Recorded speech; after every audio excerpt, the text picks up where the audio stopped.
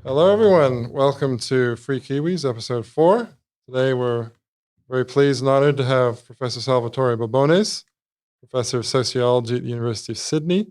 He's a wide-ranging author. His books include The International Structure of Income from 2009, American Tianjia, hopefully I'm pronouncing that correctly, Chinese Money, American Power, and the End of History, 2017, and an excellent book, The New Authoritarianism, Trump Populism, and the Tyranny of Experts, which I'm holding in my hands. Of course, if you're listening to this podcast, you won't be able to see it, but we'll add the link below the podcast so that you can check that volume out. That was from 2018. And Salvatore is a prolific contributor to outlets like Sydney Morning Herald, Quadrant, and Foreign Policy, among other places. So, Salvatore, I wanted to actually start out with Trump because obviously we just had an election in the States, and it looks like the pollsters were a bit off again, a few percentage points. Of course, in the end, a lot of mail votes came in, and it changed the way things looked like they were going. But it still looks to be the case that the pollsters got it slightly wrong. Do you agree with that analysis? Is that the case that the pollsters largely got it wrong? And if so, why do you think that happened? The pollsters got it very wrong. Remember, the polls don't predict elections. The polls give percentage vote expectations. So they're telling us the mean expected vote for Trump or Biden. And the polls were, on average, a good 5 percentage points off. And we might just put that down to random error, except the fact that poll after poll after poll had the same 5 percentage points, plus or minus a little bit, the wrong way, which strongly suggests we're looking at a bias, not a simple random error. Do you think it is a bias, or is it what they might call the shy Tory effect in the UK? Well, I mean, what people call a shy Trump voter is just another word for social desirability bias. Bias is anything that consistently results in a incorrect estimate in the same direction. Of course. So if we have a scale that consistently shows you too heavy, that's a biased scale. If you have a scale that's just inaccurate, sometimes it would be too heavy or too light. It's an unbiased but nonetheless inaccurate scale. To clarify, then, you don't necessarily think it's sample bias, as in the polling method is not essentially getting a representative sample, or versus that social desirability factor. Social desirability bias is the simplest, most obvious explanation. It could be a bias in the samples, but we would have to hope that the polling firms would have corrected any such biases after the 2016 debacle. The polling firms make very little information available about their methodologies, so it's almost impossible to tell what they're doing. They're particularly shy, to use that word, about revealing their sampling methods, because they're very well aware that the days of simple random sampling to produce a sample for a poll are long gone. We believe, though we don't have information on this, that the response rates for most political polls today are somewhere on the order of 3%. We know that the Pew Global Attitudes Project, maybe the world's most professional polling organization, they're only able to get response rates of 6% for telephone polls. And that's with a minimum of 6 callbacks over a period of 3 days. So if Pew is only getting 6% response rates, the commercial polling firms are probably down where they're rumored to be, around 3%, which means that everything is about who's in the sample, yes, not about, how large are their sample size. No, it seems to me almost inevitable that there's sample bias based on that very low response rate, because the characteristics of people who respond are likely to be significantly different to those of people who don't.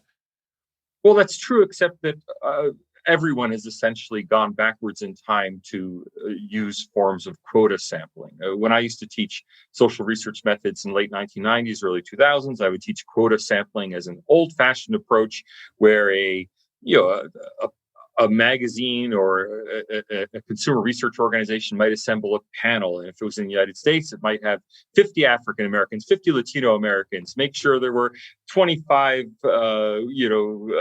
older women, 25 younger women, 50 middle-aged women, et cetera, to have quotas of people of different demographics from which they could just generalize and assume that people who demographically resemble other people vote like they do. Now, that turned out to be wrong in the 2016 election polling in the United States, where one of the main reasons pollsters said they got things wrong was they did not include education level as part of their quota system. And it turned out, as Donald Trump very famously said, he loves the less educated. It turned out that the less educated tended to vote for Donald Trump, irrespective of income. Pollsters had been using income categories, but without accounting for education categories. Now, quota sampling is a old-fashioned, very primitive approach to polling that we've long known. I mean, for 50 years, we've known that simple random sampling produces far more reliable estimates than quota sampling. But we can't get a simple random sample of people to answer the phone. So are the quotas correct? Who knows, right? It's polling simply has to accept that it can no longer produce reliable or even, it seems, unbiased polls on contentious political issues. Indeed, you put your finger on one of the problems, I guess, which is that in order to approximate the reliability of a random sample, you need to know the dimensions that matter and include those in your quota. And you cited education level as something that they missed. And of course, it's never clear what all the other dimensions that you might have missed could be. It's never clear until after the fact. Yeah. By then, it's too late. Polls really should be viewed at this point as for entertainment purposes. They attract clicks. They're a lot of fun to talk about, but they're not going to tell us the outcome of an election. On the shy Tory effect, or the shy Trumper effect, I should say, I was looking around the 538 website around the election, and there was someone who was writing for that, not Nate Silver, who was sort of poo-pooing the shy Trumper effect, right, and saying the way that we have been able to ascertain, so he thought that it's not a big thing, is that there's not a big difference between the responses we get via phone and via online polling. And I think in 2016, there was an effect in that direction, that the online polls were slightly more accurate. I'm not sure if I'm right about that, but that's what I recall. Results speak for themselves. And on top of everything else, the Rasmussen poll, which uses a non-human pre-recorded voice, seems to have got things closer, both in 2016 and in 2020. But honestly, I don't know. I mean, if the pollsters would give us all their raw data and their models, we could ascertain whether or not there was social desirability bias inherent in the polling. The problem is with quota sampling, all bets are off the table anyway. I mean, we really need to stop talking about polls as if they were based on sampling theory. We can't add these plus or minus 3% that we typically do for a poll of 600 or 800 people, because that plus or minus 3% is based on random sampling theory. No random sample, no confidence intervals. Right. These are purely they're purely indicative. These are not going to predict elections for us. As you say, they're talking points for media pundits more than accurate information. And they are useful for politicians, for people running for office, because even if they have biases, they can still help political campaigns target where they want to devote resources. That is, as long as the bias is consistent geographically, which it may not be, it would still tell you where you're most ahead and where you're most behind and where you're in the middle, despite the fact that all your numbers may be too high or too low. Right. So just to draw out what you said before with the Rasmussen poll, because I think you wrote about this in your Sydney Morning Herald piece as well. Right. They were using recorded electronic voices, and the theory is that because it's not a real person, people don't feel the same social pressure, right? That they're very unwilling to say, I will vote for Trump, to someone who's actually talking to them on the phone. If it's a pre-recorded voice, the theory is they feel a bit less pressure. Maybe they were using a pre-recorded voice and a touchpad response system to indicate your preference. Now, that has historically been viewed as a cheaper, less desirable way to do polling, because so many people hang up on it or won't answer. Or the theory has been that people are more, when people are socially engaged in the conversation, they're less likely to be impolite and hang up on a human pollster. And that may be true.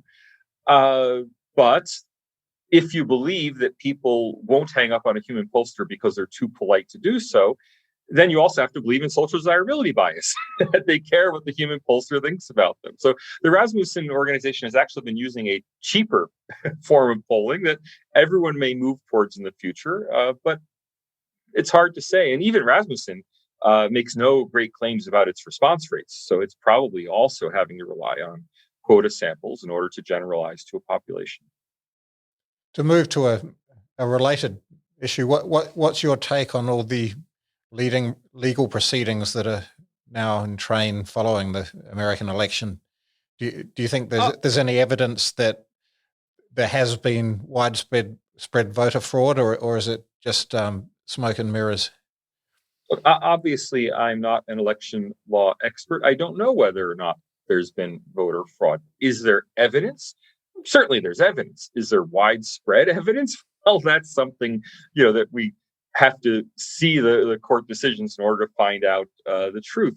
Mostly, I'm just happy the cases are being pursued. I was especially happy to see the Georgia recount go forward, and even the second recount in Georgia, because many of us, and not just me, the New York Times and the Washington Post before this year both described Georgia's electronic voting machines as a disaster waiting to happen, as vulnerable to tampering, as insecure. Well, suddenly they found them absolutely secure after the result was a Joe Biden election. Well, I'm very dubious about the security of electronic voting machines, and I was very happy to see the recount. Now, the recount did find, SD cards that had not been properly uploaded, that sort of thing, but it did not find that the votes recorded by the machines differed from the votes cast by people. So, that's cause for hope. It doesn't mean the machines are not, it doesn't mean the machines are secure, but it does mean that no one apparently exploited the insecurities in this case of the Georgia election. Now, I'd like to see more of those kind of safeguards prompted by court cases or prompted by simple administrative action, just to make sure that the vote was the vote, that things were conducted legally. I see no reason why we shouldn't take all of the available time, and of course the Electoral College has not yet been appointed, take all of the available time to make sure that the vote was secure. This is putting in place these kind of challenges, force people to put in place safeguards that next time will ensure a more secure election. So I'm thrilled that the court cases are going forward. Now, many of them have been dismissed. They've been dismissed, but I'm glad Trump is fighting this, even if it, may be a waste of money. It's not a waste of time. I agree. I think, in fact, it's not a waste of money if it can secure American democracy for the future, because to me, the great worry is that if the complaints were not resolved, that there would be ongoing questions about the fairness and propriety of American elections.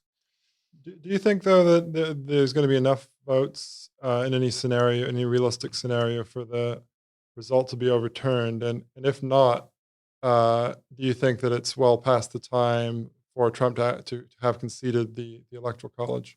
I don't see any. First of all, there's no legal implication of Trump conceding, and so I see no reason for him to concede. He has now initiated transition planning with the incoming Biden administration, which is in a sense an acknowledgement that his cases are not going to swing the election.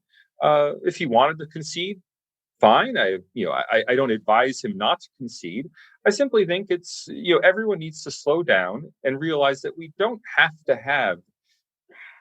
It's more important to have the election done right than to have the election done all on one day. And I see no reason why we should be so concerned about, a few weeks here or there. I mean, Biden is ridiculous to claim that thousands of Americans are going to die because of his lack of ability to plan his transition in January. Really, relax, everyone, slow down. We have constitutional procedures in place for everything. Let the process work itself out. Mm. It's kind of interesting because I was in the States for the two Obama elections, and things were called very quickly on election nights, right? Because those are back in the days when polling still generally did work.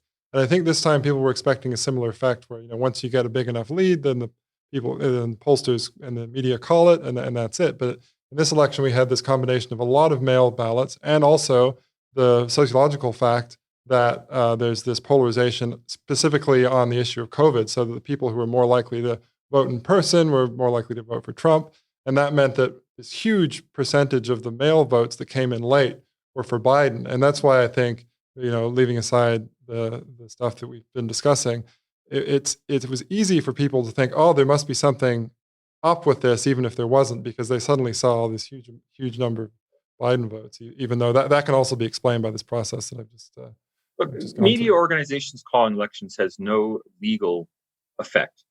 The problem is that it does create expectations. So let's say that an investigation in Michigan and Pennsylvania determined that there was actually some, massive illegal dump of ballots in both Philadelphia and Detroit. I'm not saying it happened. I want to be clear. I have no evidence that it's happened. I'm giving the hypothetical situation. Let's say it did happen. Let's say that there actually was illegal activity on a large scale in highly populous states that would swing the election. And 2 weeks later, after election day, that was revealed. And suddenly Trump is the winner of the election. Okay. Well, calling the election on election night or soon thereafter creates social expectations such that then the narrative would become, ironically, Trump stole the election. Yet, in fact, it would have been illegal behavior on Trump's part of Trump's opponents that were attempting to steal the election.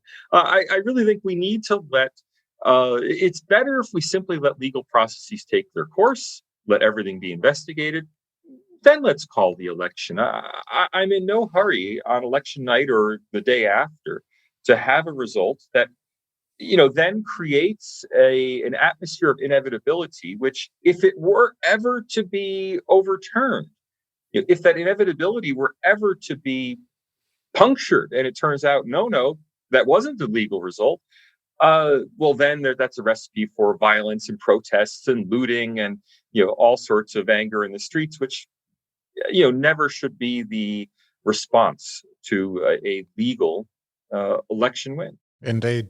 And if we look ahead, a few months, and if things go as we might expect and eventually Biden becomes president, what do you foresee the effects will be on the very obvious polarization that's evident in American society? Do you think that the removal of Trump as a kind of lightning rod for all of this media attention and hatred will settle down, or do you see ongoing division with ongoing problems in that regard? First, your question assumes that Donald Trump will exit the scene. I have no reason to believe that Donald Trump will exit the scene. I strongly suspect that for the next 4 years, Donald Trump will be holding campaign rallies every month, reminding everyone that he's the rightful president and the election was stolen, et cetera, et cetera.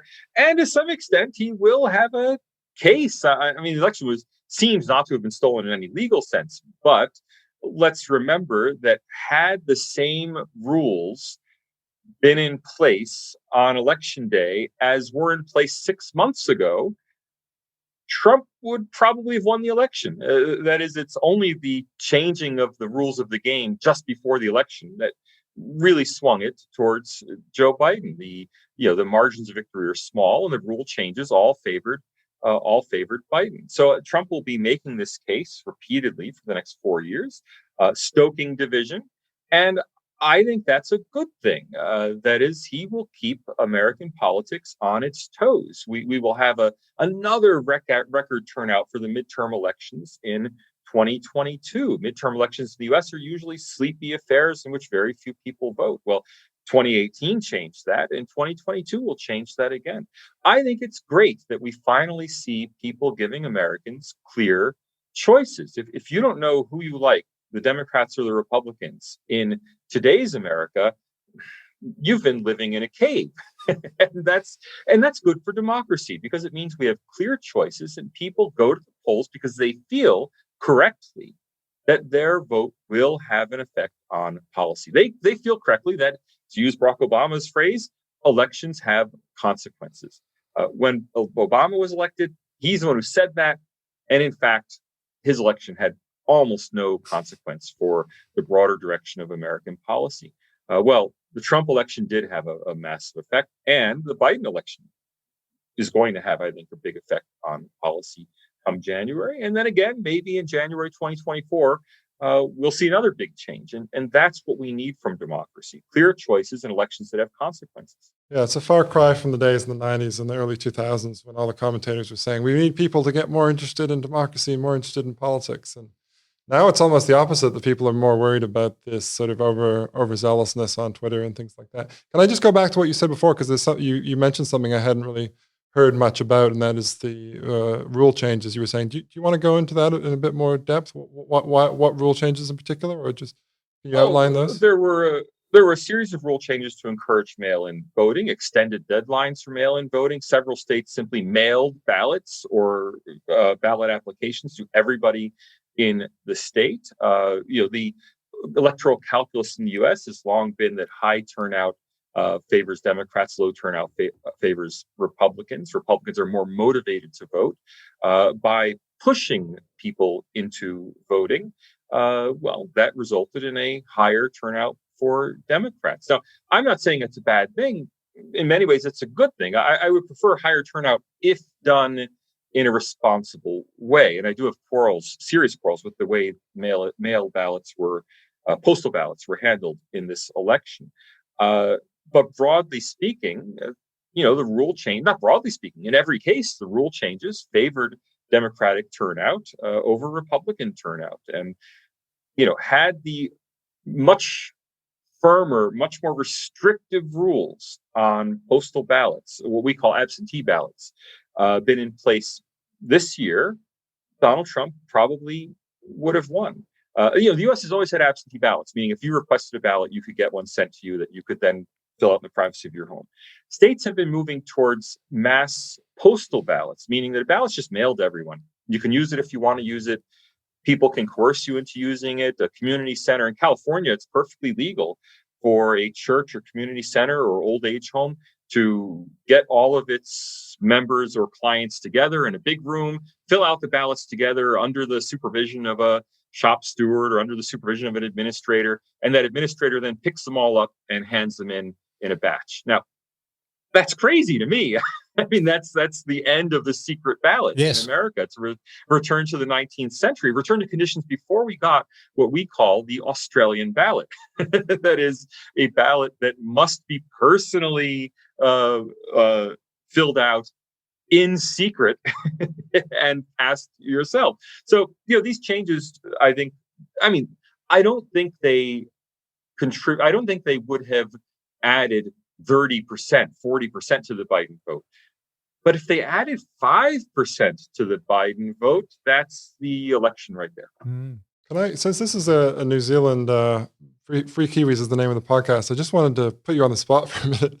I appreciate you may not have been paying attention to the all-important New Zealand election in quite the same way. I've heard of it. But it is interesting to me that we had, also a lot of mail ballots this year for similar reasons because of COVID.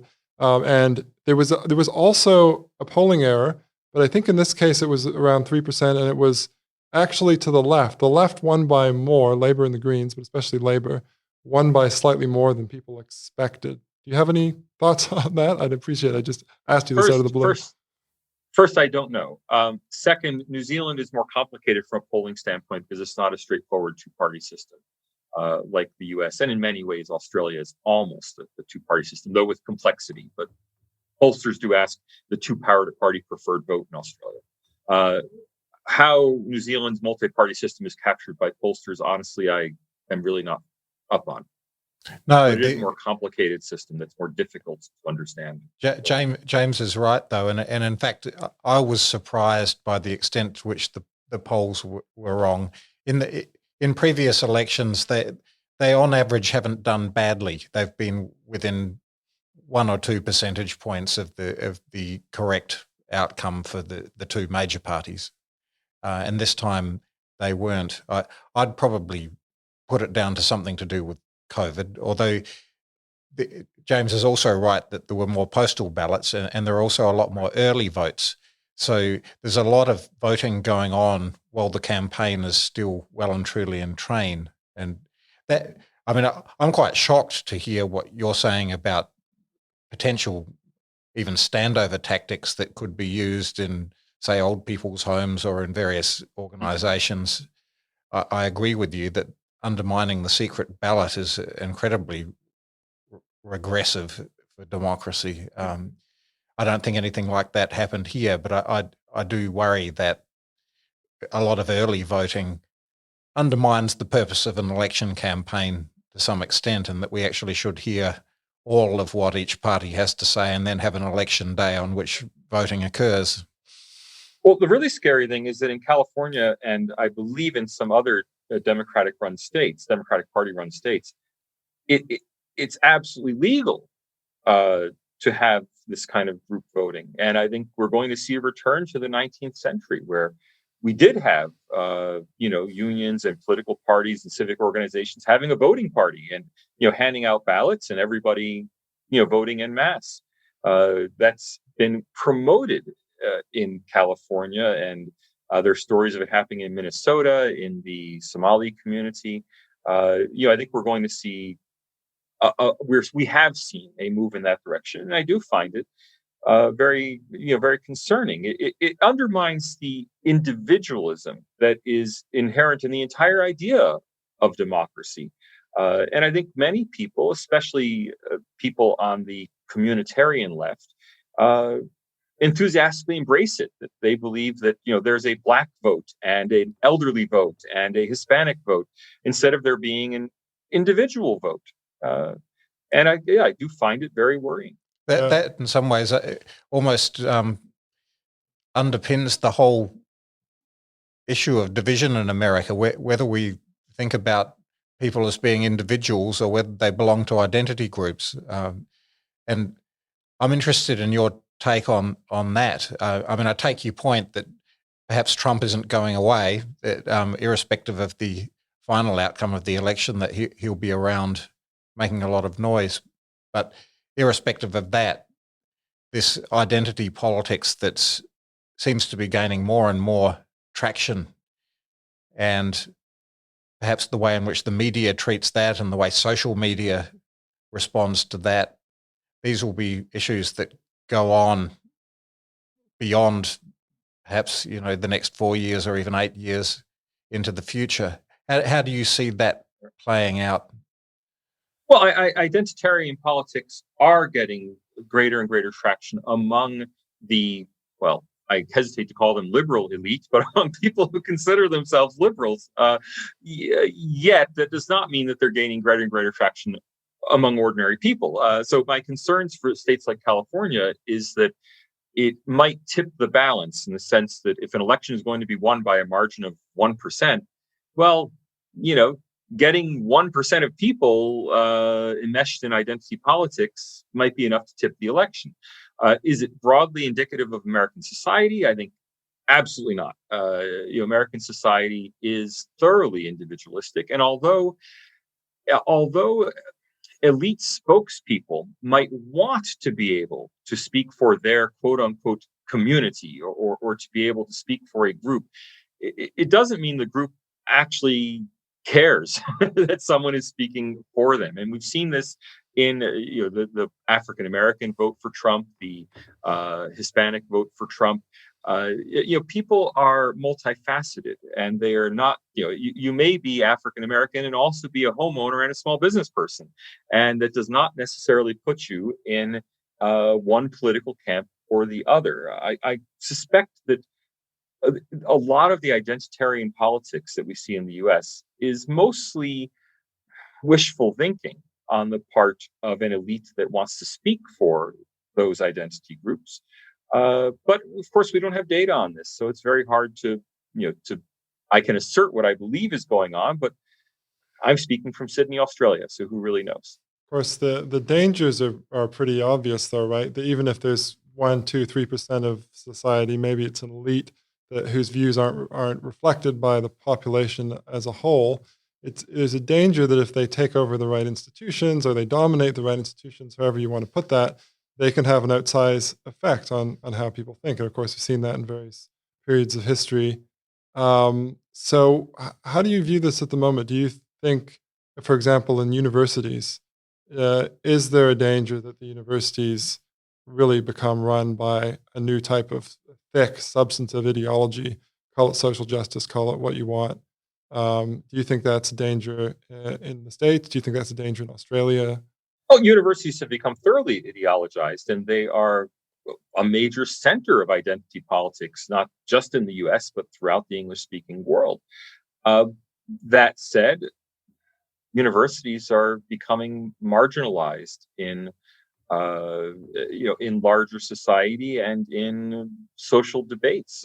Increasingly, who speaks loudest is not the university appointed expert, but is the most evocative celebrity or YouTuber or podcaster, and the person who can influence an audience. And when we talk about influencers, quote unquote, we rarely mean university professors, and it's those influencers who are able to sway their fans much more than the established organs of authoritative opinion. So on the one hand, I think it's unfortunate that universities are going down their own rabbit hole. On the other hand, once they go down the rabbit hole, they self-marginalize, and people move to other sources of authority. Social media companies, of course, have been roped into the efforts to suppress those alternative bases of authority, but they keep popping up. And I think there's going to be no way ultimately, at least in a free society like the United States, to keep control of public opinion. I mean, just look at the election result. I mean, okay, Donald Trump did not get a majority, but that said, his policies are not necessarily going to resonate with the majority. I mean, his policies were for, massive tax cuts, were, broadly pro Wall Street. His policy set was a typical Republican policy set, which, historically has attracted something in the high 40s% of the U.S. population. So, he's gotten a typical Republican result with this election, despite the extraordinary, absolutely united front. And actually, I use the word united front because Joe Biden himself called for a united front against Donald Trump. Well, the fact that Donald Trump still got whatever 47, 40, 48% of the vote, despite every established source of authority in the United States condemning him repeatedly for 5 years, shows you that the power of these organs of authority is not what they wish it were. Indeed. And I wonder you made that point about universities essentially decaying, and I agree. I much lament it, but it is what it is in the tide of history. I wonder if the same is true of sort of big media and those other elite institutions that have been promulgating the kind of hysteria about Trump. I wonder if they're actually desperately trying to cling on to relevance by doing that, or whether it's got anything to do with that, or just whether they'll pass away in the next decade or so and continue to diminish in importance, and perhaps then it's possible that 1,000 flowers will bloom from the possibilities of the internet and a million podcasts or whatever. We're all Maoists today. The United Front versus the 1,000 flowers. So there we go. Look, the traditional media organizations are not disappearing. They are consolidating in a way. So the New York Times, for example, which has been, I'm sorry to use the word, rabidly anti-Trump, and I say it because even an article, they did a major report exposing, to their credit, exposing corruption at the World Health Organization. And this major report exposing corruption at the World Health Organization even managed to condemn Trump for not supporting reforms of the World Health Organization, even though it's a report confirming Trump's position on the World Health Organization. So, like, the New York Times has become somehow congenitally unable to not just to praise Trump, but to write any article on any topic without incidentally condemning Trump along the way. Yet it's one of the top 100 websites in the world. Its circulation has been expanding, not contracting. Its website has been, one of the most indexed, most cited websites in the world. It's highly influential. They are not disappearing; they are consolidating, and I say consolidating, not expanding. Right? They're consolidating they're retreating into their own world and becoming much more dominant within their own world. So there are a few winners, like the New York Times. There are many losers, like the traditional metropolitan newspapers all across America, who maybe have been more balanced, who maybe are just trying to report the news. Well, they're disappearing, right? The establishment news organizations, whether it's CBS News or the New York Times, or MSNBC, they are not suffering this, fate that I think, anti-establishment campaigners wish they would. They're doing better than ever. It's that middle ground of ordinary workaday elite opinion.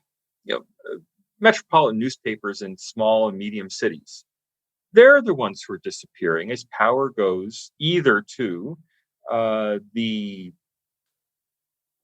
power to the people, the podcasters, the YouTubers, or to these few established organs that remain in place. And I don't lament that. I want to be clear. I see that as a trend that is unstoppable at this point, but is not undesirable. I would say it maybe is even desirable, and that I don't think people's opinions should be mediated by a staid board of, to put it frankly, generally, white, well-off, upper middle class, university educated people who form the editorial board of a typical, middle city newspaper. Why should they be the sole arbiters of respectable opinion? Much better that wherever you are in the world, you can either go for the New York Times or you can go for Breitbart, and really that's up to you. Yeah, I think this process that you described is definitely happening, and I'm similarly optimistic about it in a sense, especially with regard to old-fashioned newspapers and magazines and things like that. I'll tell you why I'm more worried about the universities, though, and that's just because with even a company as well established as the New York Times. I mean, you're saying it's consolidating and not sinking, but you could see how a newspaper could, be very open to public feedback in the sense that if it's not perceived to be producing good balanced news, people will stop reading it. It'll lose subscribers, etc. Universities, okay, this isn't typical, but if you look at some of the biggest universities, some of the richest universities, I should say, in the States, Harvard has something like a $40 billion endowment. Stanford is something like 17 or 18 billion. Okay, these are at the top of the curve, but these are private universities, and then you have the whole fact that in many countries, New Zealand, the UK, Canada, a lot of the universities, the States too, a lot of the universities are supported by the government. So it gives them a certain solidity. They have very good streams of revenue. They have a certain respectability. They have a kind of imprimatur. So I think that while there is going to be a shift towards YouTube and towards blogs and Twitter and whatever else it is, influencers, it is actually quite a big thing if one particular ideological camp takes over the universities, because they are actually mighty fortresses in certain ways. They are, and I don't want to minimize that, but I think we should also be aware that universities are rapidly changing. The arts and social sciences, my discipline, your discipline, are on the way out. We are disappearing within that university. So as universities are moving forward, it's their artificial intelligence research institutes and their physics research institutes and their molecular biology research institutes that are moving forward. We're being left behind. And just as, fields like theology and Latin and Greek, sorry to strike so close to home, have mainly disappeared from universities, so too will my own field, sociology, and history is even threatened in many places with declining student numbers. So, it is true that even among science and engineering and medicine faculties, there is a kind of woke consensus, but it's a pretty soft woke consensus. It's goes only so far as kind of kowtowing and being being polite in the use of language, which is not necessarily a bad thing. I don't lament the demise of the N word. It's fine that that sort of thing is gone. But the sciences, engineering, medicine, they're not so woke that they're willing to, uh, cut off their noses to spite their faces. Now, uh, I don't embrace the shift in the university. I lament it. I think it's sad that the university I was tempted into 30 years ago is disappearing. But institutions are always changing, and they're on the way out. That is, the arts and social sciences are on the way out. Nowhere more so than here in Australia, where the government has just announced essentially the elimination of any government subsidy for the arts and social sciences starting next year. Yeah, so I suppose the big difference between, say, the humanities and science and engineering vis-a-vis the woke issue is that the theory that gave rise to it was actually generated by humanities disciplines, whereas science and engineering might be recipients of it, but they're not generating it. So perhaps if the humanities do decline, and I share your sadness about that, but perhaps if they do, then that influence will diminish within universities because the sciences are not going to add to it. They're reactive to it rather than generators of it. Well, the sciences will still have, for example, gender targets to increase diversity in their disciplines, but I don't view that as necessarily a bad thing. I mean, applied to mechanistically, it can be a bad thing, but yeah, physics should do more to attract women to physics. I have no problem with that.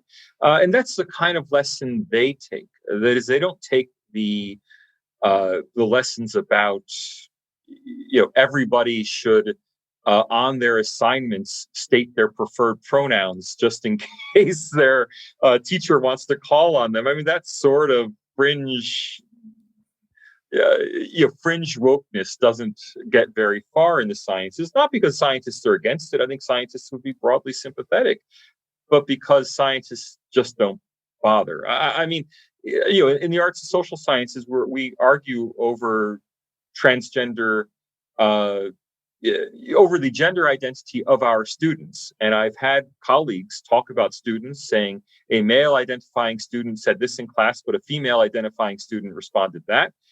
Well, scientists are simply still talking about the need to get women in their programs, not about, what are the implications of gender identity for this. And, so like, I'm equivocal about this. I don't, a lot of what has come under the label wokeness, I don't disagree with. I disagree with the very authoritarian way that it has been implemented, and the way people have been persecuted who disagree with this new orthodoxy. And that, I think, that persecution, that wholehearted commitment to the new orthodoxy will be lacking as the university shifts towards being more technocratic institutions that are really concerned with managerialist and neoliberal goals. Now, I'm one of those who's complained about those managerialist and neoliberal approaches, but those approaches do tend to deaden the politics that motivate some of these witch hunts. Well, one thing that Michael and I sometimes worry about, though, is that for lack of a better word, the sort of neoliberal aspect of the university, which in some ways was positive, right? You want to give consumers more choice, or students, we should call it, I guess. You want to give people more choice. You want to make the university more responsive, but then it actually reduces your ability to sort of stand firm against various sorts of pressure, right? Because you get into this sort of the customer is always right mindset, which may be appropriate if you're serving beer or coffee or whatever it is. But when it comes to questions of knowledge and accuracy, it may not be the best approach to have. Can you see that? Do you see that mechanism? Do you recognize that mechanism? Well, the only area of sociology in which people are currently hiring is bizarrely critical race studies, and critical race studies, which for decades has always been an area where it's incredibly difficult to get a job, is suddenly jobs are raining from heaven for people who are studying race from a Marxist perspective. So consumer demand works in mysterious ways. That said, I'm not really talking here about. Well, I don't think that neoliberalization and managerialism are good for universities. What I'm saying is that they do tend to deaden the ideological edge uh, of the sorts of cultural problems that we were just talking about. I mean, it takes a cultural crusade and turns it into a bureaucratic procedure. And again, I don't endorse that. I'm often in the position of saying that things I don't like really aren't that harmful, right? So I don't like that. But once it becomes a simple bureaucratic procedure, well, then we all know how to check the box. And any job I apply for, I have to include with it a statement of my commitment to diversity. Once everyone has to include a statement of commitment to diversity in every job application, it kind of loses its meaning. And I think that's what we're likely to see from, even more so from universities in the future. Yes, I'm concerned that the kind of, to use that word, neoliberal push in universities, which I've witnessed over the last 3 decades, really, is undermining them as cultural institutions. So I tend to agree with you that it might take the edge off the kind of rabid end of the woke movement, but I'm concerned that at the same time it will take down the whole purpose of the university, in my mind, which is as a cultural institution, of which science is certainly an important part, but so is the humanities, and to lose that would be a tragedy for our civilization, I believe. Universities are no longer cultural institutions. And, No. and if you're looking for the future of Western culture and world culture and where they will flourish, don't look to the universities. Look somewhere else. Look to the online world. Look to the world of online magazines. The universities are not where it's at. Universities around the world are absolutely dedicated to becoming monoline scientific research organizations that use teaching simply to generate income to support that scientific research. And that's been very clear here in Australia. It's clear in the U.S. with the direction of big endowments and big contributions, I should say, major philanthropy. The Bill Gateses and the Jeff Bezoses of the world are not establishing historical research initiatives. They're putting their money into big science, and that's what the universities want to do. That's where they see their mission. I did a survey of the Australian Group of 8 university strategic research initiatives. There are, off the top of my head, I think that there are 55 of them. And I think the number is 45 out of 55, I may be one off, are dedicated to scientific research. The others are pan-social. So is an urbanization research center really a social science center?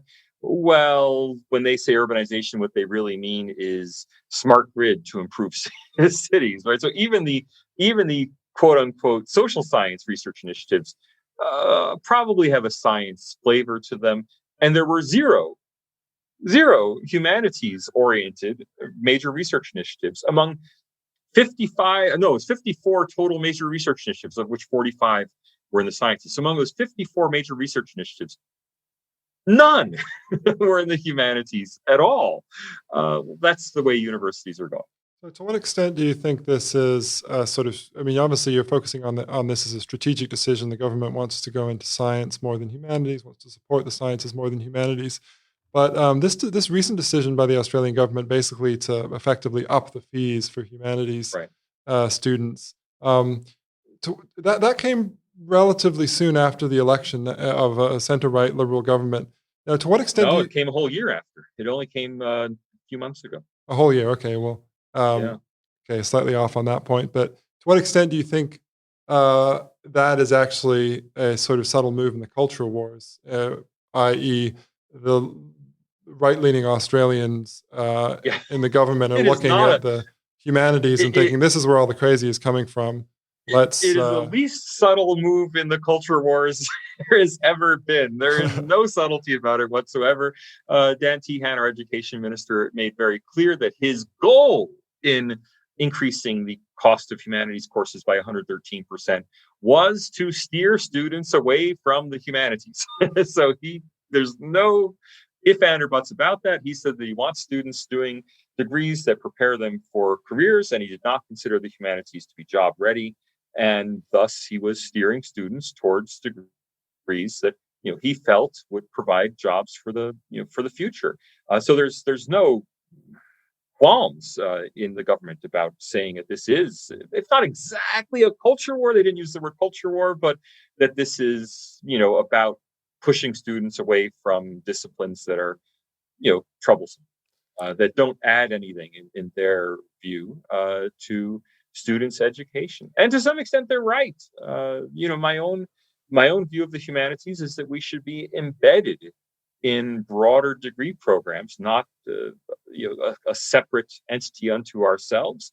The whole argument that society needs a broader understanding or needs some self-reflection implies that business, engineering, and medical students should be doing some humanities and social sciences courses. The idea of having a cadre of people who are only educated in the humanities, separate and apart from everyone else in the university who do no humanities, well, that can't be supported with the argument that people need a broad outlook on life. That's a good point. Um, I'm interested in just untangling a couple of things, though. Do you think that the motivation of the Australian government is primarily economic in steering people away from the humanities, or are they actually trying to push back against some of the political implications of the movements that have come out of the humanities faculties in the last 30 years or so? Look, I can't speak for other people. I can only guess at their mindsets. And my own guess is that in their minds, there's very little difference between those two propositions. That is, a good education in that mindset is one that explicitly prepares people for a career. And obviously, while studying, well, to use the bit more of the day, critical race theory, while studying critical race theory may be valid in its own right, and while researching critical race theory is certainly, in my view, valid in its own right, I don't think anyone in critical race theory would make the argument that it explicitly prepares students for a career. So, fighting their political opponents and preparing students for a career are really flip sides of the same coin. I don't think there's much space between. I mean, those are different words we put on the same basic feeling. Well, I do think, I mean, for my colleagues in classics, because I mean, it is a terrible thing for classics departments in Australia. They're going to have to deal with the fallout from this, and it's very sad for the Yeah. subject. But I guess what I would try and say is just that to the extent that we can present ourselves as good academic citizens, and not only within the academy, but to other Australians and New Zealanders, to the extent that we can say to them, we're not just in it for our political views or for a particular conception of culture. We're sort of open to everybody. To that extent, we'll be stronger and we'll be more able to, appeal to even center-right governments when they come in to say, no, we have a role to play in society as well. Sure. Look, everyone wants to get control of the pot of gold that is our common property of the taxpayers, right? We all want control of the mechanisms of government to support ourselves. I would love to have control of the pot of money, the community pot, the community chest to support sociology research. It would be fantastic. And I'm sure you'd love to have it to support classics. And, other people have won that competition. Now, should they have won the competition? Well, we can debate that. They have won that competition. And so, we have to look for other places to do our work. And thus, I view most of my intellectual work to be writing for Foreign Policy Magazine, where I'm a columnist. I write 3 times a month for Foreign Policy Magazine. I write monthly for Quadrant here in Australia. This is where I put my intellectual efforts. My teaching and my formal research that gets published in formal journals that nobody reads, that's just to pay my bills. That's not my intellectual effort. If you want to be a classicist, well, be a classicist. I'm sure if you go back 100 or 200 years, very few classicists would have had university posts. If you look at the founders of your discipline, the really influential people who, I mean, I don't know if well, I just blanked on his name. I can't believe it. Decline and Fall of the Roman Empire. Gibbons. Gibbon. I'm sorry. I've even read the book. I don't know if Gibbon Gibbon had a post at a university or not, but certainly many other classicists of his generation. I mean, Charles Darwin, for that matter, didn't have a post at a university, but made his intellectual contributions. And we have to go back to that, where the university doesn't support my area. Well, my intellectual contribution is made elsewhere. Well, Did Gibbon have a post as a professor of classics? I'm pretty sure he didn't. I mean, one of my great heroes, George Grote, for a long time worked in his family bank, although he did end up eventually in University College London. But in the 19th century, there were a lot of professional classicists at German universities, and the development of what the Germans call Altertumswissenschaft, the sort of science of antiquity, is bound up with the professionalization of the German higher education system. But no, I mean, it's a fair point. Like, if you go back to the Renaissance and the origins of textual criticism and stuff like that, that was all very sort of open-ended and freelance. And I mean, thinking about people like Darwin, it does seem to be the case as well that the more sort of outside the box thinking often happens literally outside the institutional box, right? That you often have more freedom. But I will say, though, that there are certain, I mean, I'm like you to some extent. I'm by no means as prolific as you, but I try and write for magazines and things, and I find that quite satisfying intellectually. But I will say, I mean, I'm also writing an article at the moment on 3 clay tokens found in archaeological excavations in Athens. And I think that's actually a worthwhile thing to be doing. I mean, call me crazy, but I think that actually adds to our, studying these things in detail actually adds to our knowledge of antiquity. And it's a kind of work, and other disciplines have similar things. There's a certain type of work that is actually very difficult to get people to pay for on the market, but which arguably should still be done. And there's probably some fundamental research in other fields that need support. And surely the university is a good way of doing that still. Well, but that is a very, forgive me, selfish point of view. Look, consider how many people today read ancient Assyrian. Used to be a dime a dozen in the United Kingdom to read ancient Assyrian, and when the new flood story tablets were discovered, the person who accidentally just had a clay tablet from ancient Sumeria that a relative a hundred more years ago had brought back to England, looting the cultural heritage of Iraq.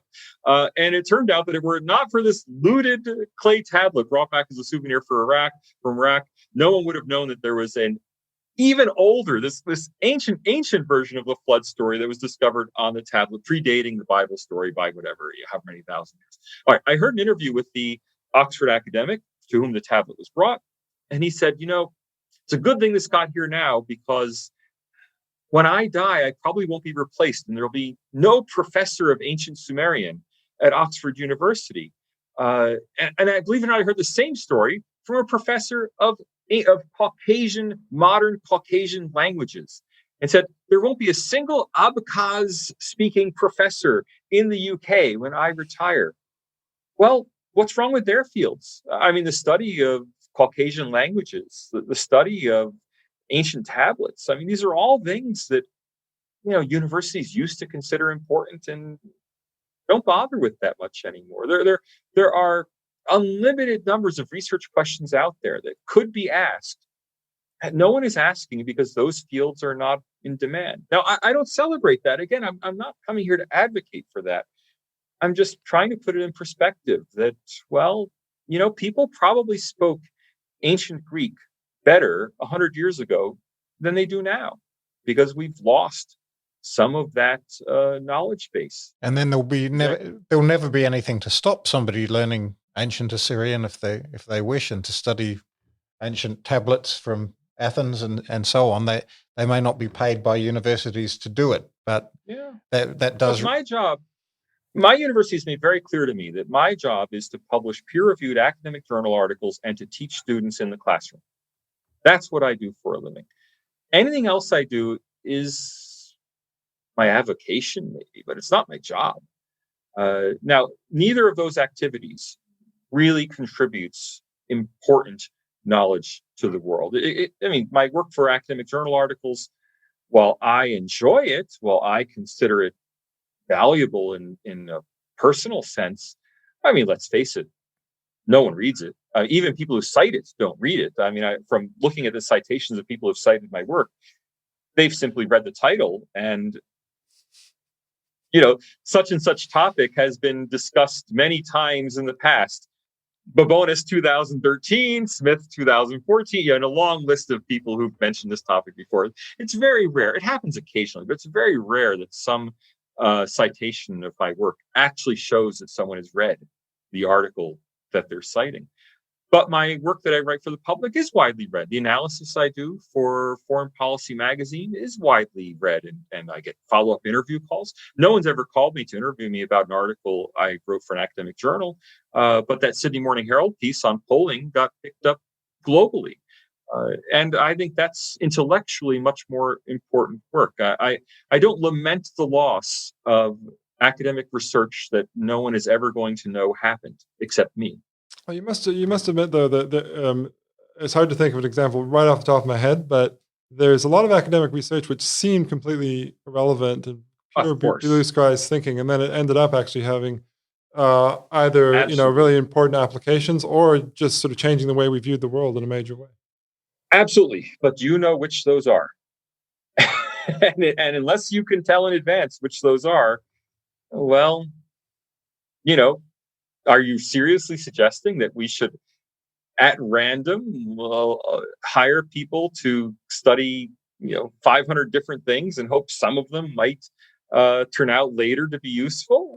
I mean, that's a very self-indulgent approach to what a university is for. It's a very self-indulgent approach to public funding. I mean, it's just that the taxpayers should fund me to do whatever I please.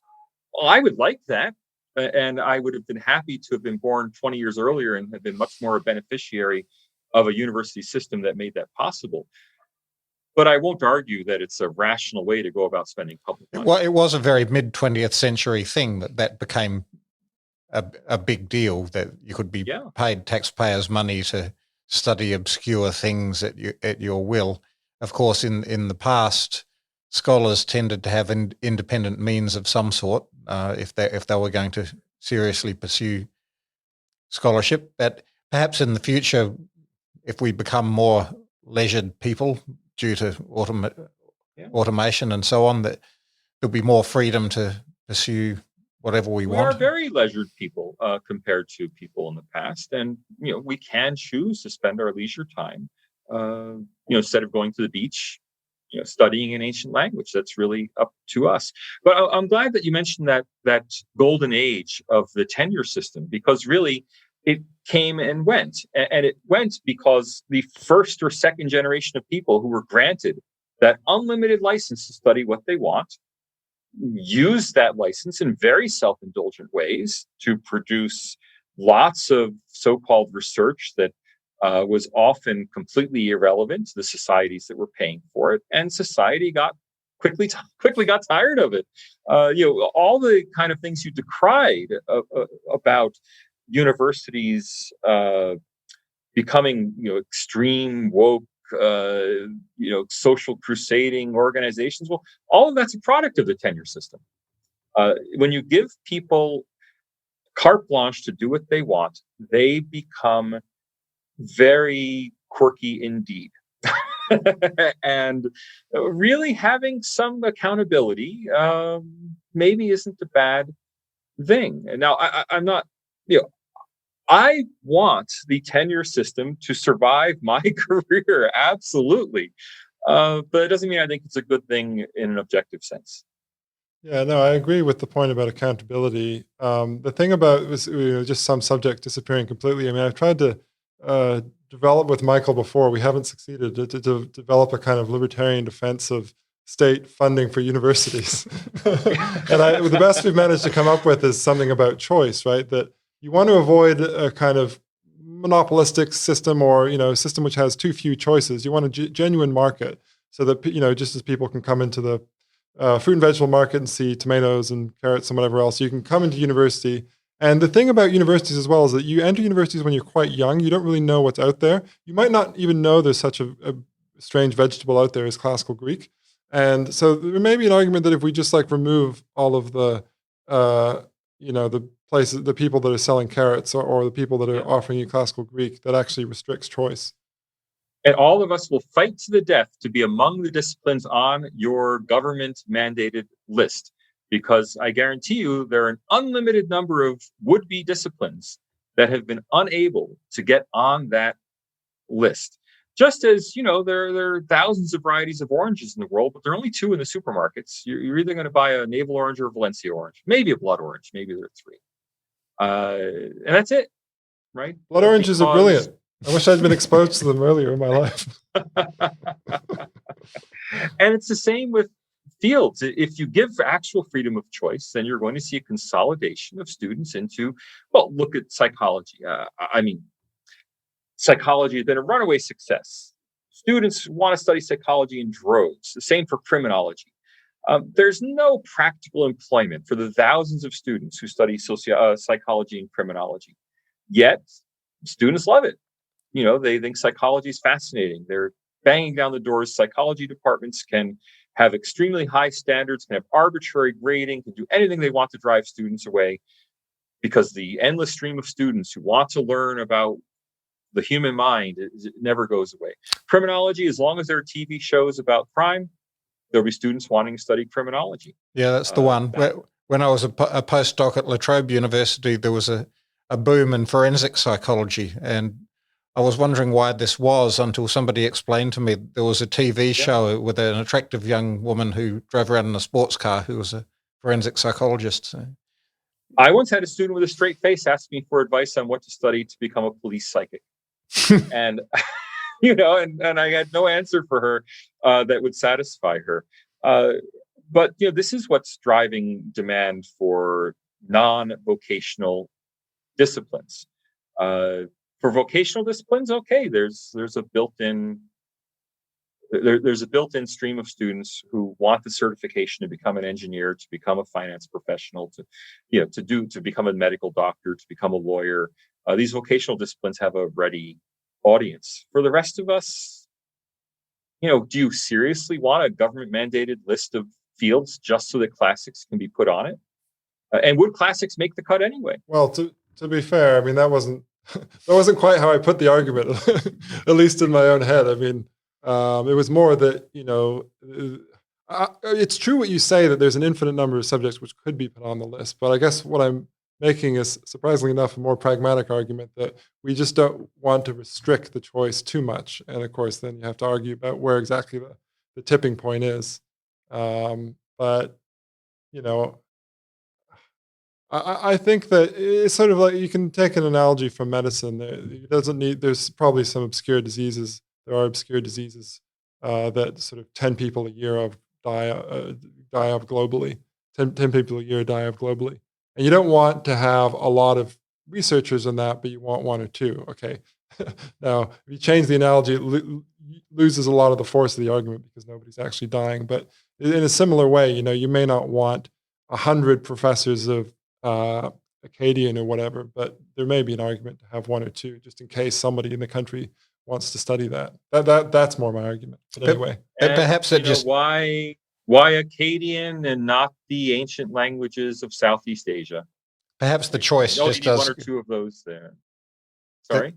Perhaps the choice just does come back to what people want to pursue. I mean, if you want, as you said, Salvatore, rather than going to the beach to learn ancient Akkadian, then there's nothing to stop you doing that and pursuing whatever studies you want within whatever free time you have. Well, that's the true that's the true sort of free market argument then, that what's in the market also adjusts to what what people are going to want, or what you anticipate people are going to want, whether they're going to want more carrots or ancient Greek, or whether they're going to want more tomatoes or engineering.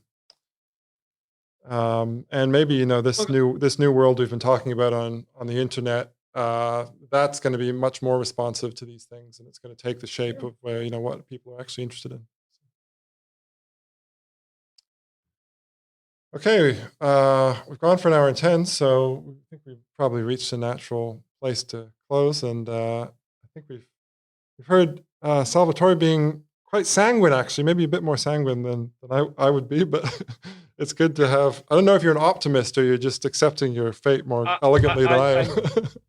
I'm very optimistic about the future of what I unabashedly call American civilization, or you might call individualist civilization.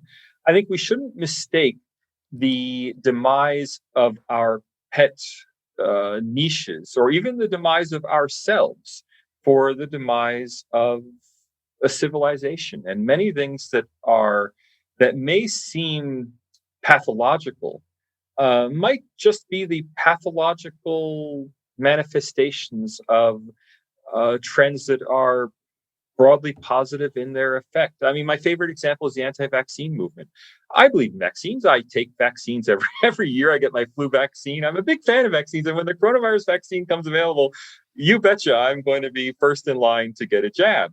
But I believe in freedom. I believe in freedom of speech and freedom of association.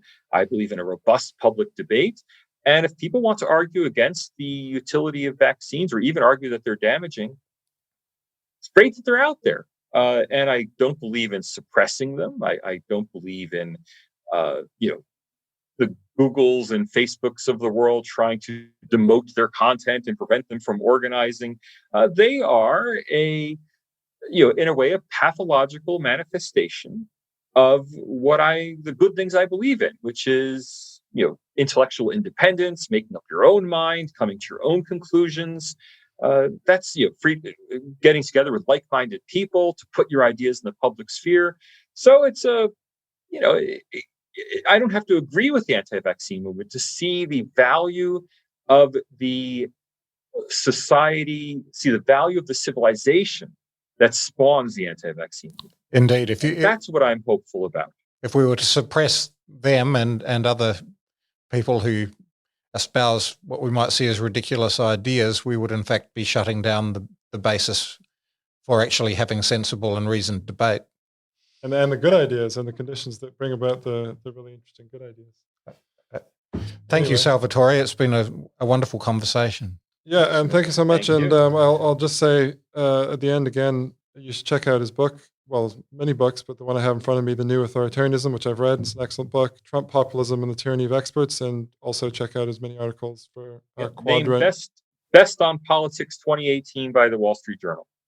That's right. And also Quadrant and Sydney Morning Herald, foreign policy, you were saying earlier. You write a regular column. Okay, thanks very much. Thank you.